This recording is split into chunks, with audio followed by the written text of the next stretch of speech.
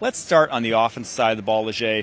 Who are the 3 players you are looking forward to seeing the most here? Yeah, first at the running back position, Quinshon Judkins. I know a lot of people are questioning whether this guy has long speed or breakaway speed, and I would just tell them to turn on the Marshall tape when he broke one for 70. And the safety had an angle, and he left him in dust too. It's because of the run against Notre Dame. That's why people are asking, because he got hawked by Leonard Moore, and it was on the stage where everyone saw him. Like, that was the game everyone probably watched. I think towards the end of the year, and you know this, at running backs sometimes they get like banged up. Yes. Like, he was more fresh in that Marshall game, Yes. right? So I think towards the end of the year, like, got a lot of wear and tear in your body. One thing I do know about Quinshon Judkins is he's not going down on first contact. Yes. And as a former player, a defensive player, I love that mindset. Like, this dude is looking for contact when he gets to the second level, and if you do not bring your hard hat, he will embarrass you on national TV. Hey, can I ask you a question? Go ahead. So I like his teammate Trevion Henderson a little better. As a defensive tackle coming through the A or B gap, who would you rather not tackle? Quinshon, who's more of a bruiser, or Trevion, who's a little twitchier? See, that's tough, right? Because if I'm coming off the block, that's when you can get embarrassed by Quinshon, right? Because you're coming off a block, run you and over. your chest is right there. But like you said, Trevion, and as far as short area quickness, the jump cut ability, that can cause you issues as well in a small area. That's a tough answer. I fear nobody. That's the answer. I think Quinshon's better between the tackles, though. I do too, for sure. Again, I'm a little bit higher on Quinshon than Trevion. Love Trevion's game as well, but I'm a little higher on Quinshon. Are you higher on Quinshon over I'm Trevion as higher well? on Quinshon over Trevion. So I finally found somebody that's 2 guys are wrong on the set. Everybody, you sound like Pete Prisco right now. I got to stop. Everybody I've talked to was like they're higher on Trevion. So Mike's the first person that I've met that was with me higher on Quinshon. Next guy, receiver, Jalen Higgins. From Iowa State. Guys that are 6'4", 215 pounds, usually don't get in and out of breaks as well as he does.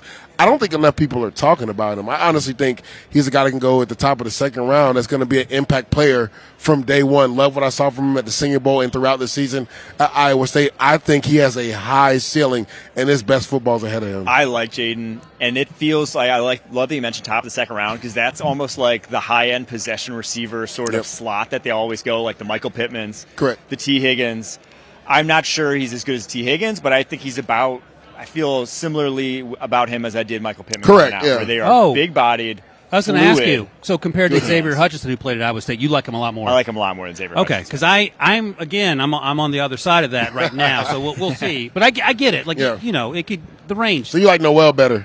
I do. A little twitchier. That's the thing. Everybody likes Noel better than Higgins. I like Higgins better than Noel. But Higgins is the reason why Higgins was. Dr. Speed. But I don't think Higgins is slow, though. Yeah. And that's why here at the Combine, I think he'll test fairly well across the board. I don't think he's a high-end athlete, but I don't think he's a zero either. So Pittman's high praise. Yeah. So we'll see. And my last guy, me and Rye were talking about this guy before we came on air.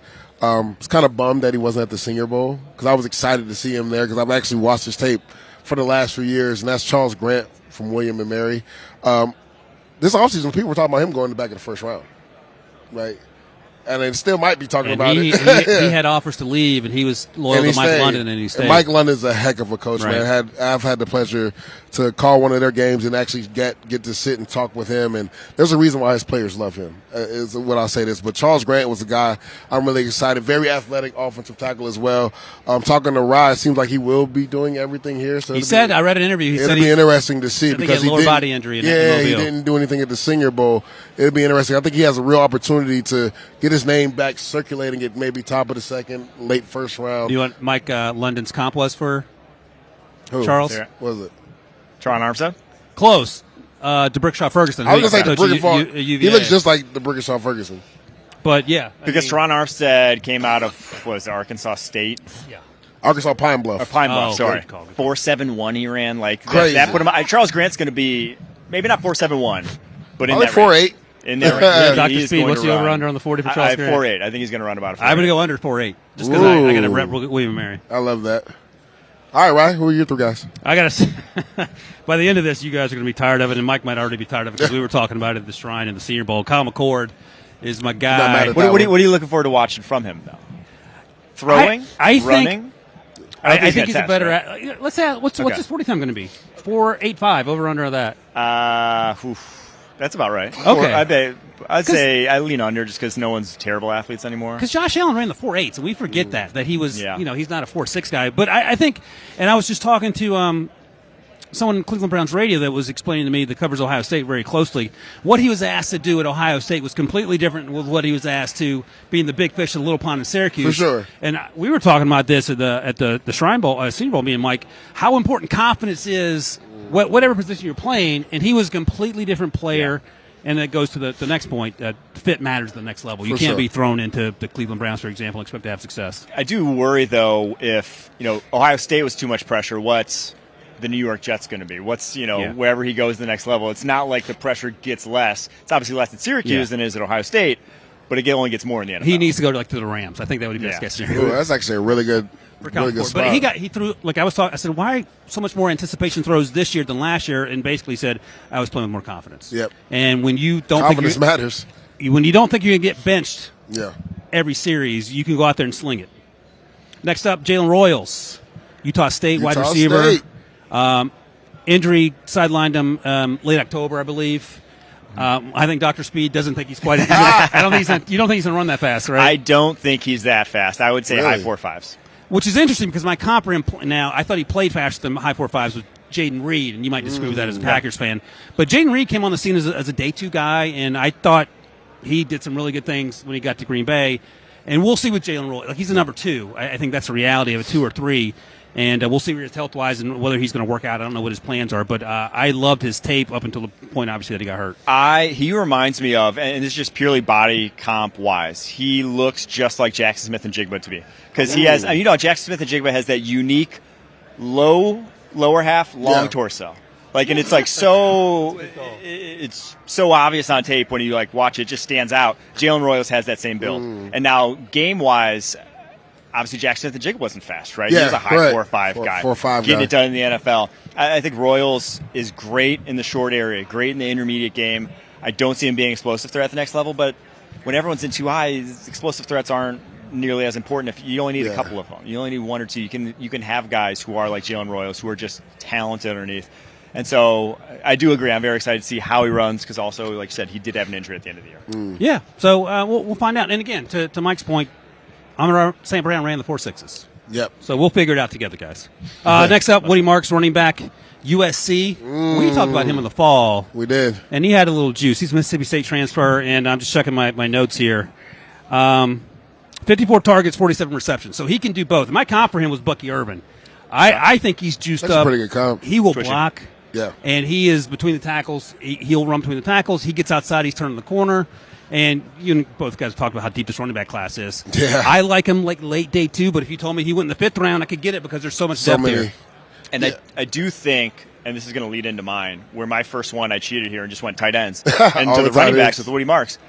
The combine went to deep class when there's so many guys, and there's just in the running back class there's this conglomeration of guys in the 3rd and 4th round sort of grades where they're just gosh, you really can't decide between them. You're probably going to lean on who's the better athlete at the end of the day. You're probably going to, if you have these ties, I think this is where you break ties like that, is the guys who look better out there. Well, they're probably the ones you'd probably lean on at the next level. So that's how I feel about this tight end class. Obviously, I think Colson Loveland, Tyler Warren from Michigan, Penn State respectively, those are your 1-2 of whatever order you have them in. It could be decided on the field on Thursday or whenever they work out. Hold on, Mike. Who's your tight end 3? Tight end 3 right now for me. It's a debate because if you're talking true inline tight ends, Gunnar Helm from Texas. If you're talking just on my board, I have Harold Fannin as tight end. I was going to say it's probably Fannin. But he's not a tight end, really. I mean, he is a different – you are drafting him to a certain role at 6'3", 238. You're not just being I have a starting tight end need. I draft Harold Fannin. It's no, you kind of need to carve out whether it's a big slot, whether it's a tight end 2 and a two tight end heavy offense. You need something like that to be high on them. But if you have that guy is as good as it gets for that role. Who's your tight end 1? Did you say out loud? I have Colson Loveland. Oh, okay. That's my tight end 1. You Colson as well? Tyler Warren. Now, Dr. Speed here is going to tell you something. I don't care nothing about that. I'm a football guy. Warren's but he's not running the 4.5. He ain't running in the 4.5s. So that was my comp for him. It was a less athletic George Kittle. Yeah. Well, that's high praise. He plays similarly. And he will but I was like, he will rip your face off like George Kittle will. Right, yeah. And the way that they used him at Penn State, like I've never seen a tight end used that way. Like, dude snapped the ball versus USC and scored a touchdown down the seam. Hardcore. He's like They backyard. give him the ball in Wildcat formation as back. a quarterback. Like, he's a freak athlete. He just doesn't have the top end speed that George Shout out Kittle Miranda. has. She's big Penn State. We will not see Elijah Arroyo, though, for Miami. I'm about to say, why? Unfortunately, who's I think he just opted out, right? It wasn't is that a injury. thing? If you're not a quarterback, you can do it. Pretty brutal, because he would have, I thought he would have blown it up. He probably would have definitely blown it up. So, I was not surprised somebody have him as tight end 3. Yeah. Is he tight end 3 for you, Ryan, or no? I have him. I'm trying to look right now. Let me check I got old people I check. I have him like tight end 6. Okay. Ooh. I like Mason Taylor at LSU. Okay. All right. High end athlete. We'll see. Yeah. I like the UCLA guy a little bit too. Yeah. So I think a lot of people don't like him as much as I do. So I would also Metaveo, throw I think. Terrence Ferguson from Oregon's the other guy throw in that mix of There's just like so many I guys. want to see Yeah. who they are. Next guy up, Jack Besh, TCU wide receiver. Similar reasons you talked about Jaden Higgins. It's like this guy does a lot of things well at the wide receiver position. Yep. Does he have downfield speed? That's Can the he question. threaten? Is he explosive enough to win at the NFL level? Because he Yes. went for over 1,000 yards last year. I think he's a very skilled wide receiver. You say yes. My comp for him is an obvious one. I think it's not original. Do you guys have one for him? Mine's Puka. Okay. Now Puka plays inside, and I think Jack Yeah. could probably do that. But Puka I think ran, Jack can play inside, too. Puka ran 4.5s. Mm-hmm. Yeah. But and we've heard the Rams and the left team talk about the time speed. That's the probably what got them GPS. to the fourth, Goes too. better. So I feel like Jack Besh to me doesn't struggle to get open. Do you feel like he does?